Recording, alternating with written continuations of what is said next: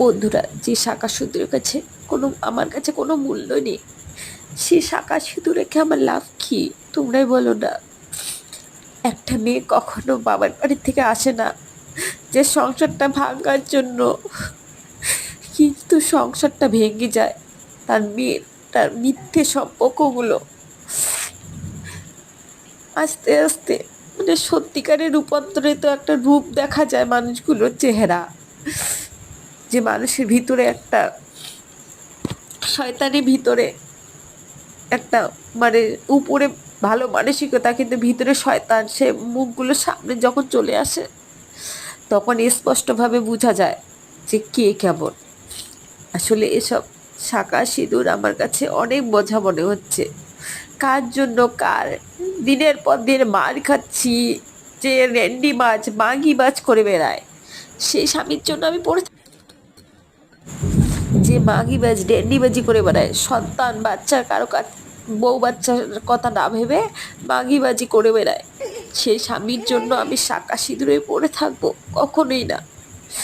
অনেক সহ্য করছি বন্ধুরা, 5টা বছর ভেবেছিলাম যে বাচ্চা হওয়ার পরে সব কিছু ঠিক হয়ে যাবে, কিন্তু তা না বন্ধুরা।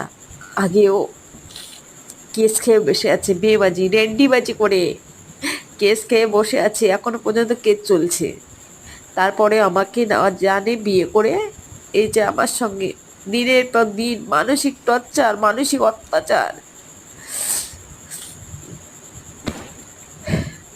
তোমরা এই যে একটা দেখছো, এটা আমার সন্তান, ছোট 12 মাসের একটা সন্তান, তার পর্যন্ত কোনো মায়া নেই।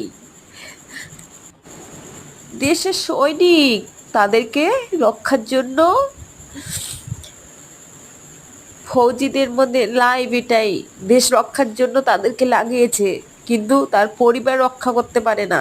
তার পরিবার, বউ বাচ্চা দায়িত্ব পালন করতে পারে না। এটাই হচ্ছে ফৌজি, দেশের ফৌজি।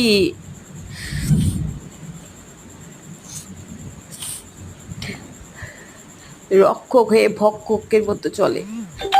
যে রক্ষা করে সেই কিন্তু ভক্ষক, মানে খেয়ে নিচ্ছে, গিলে ধ্বংস করে দিচ্ছে মেয়েদের জীবনটাকে। কি করে? আমি ন্যায় বিচার চাই বন্ধুরা, আমি ন্যায় বিচার চাই।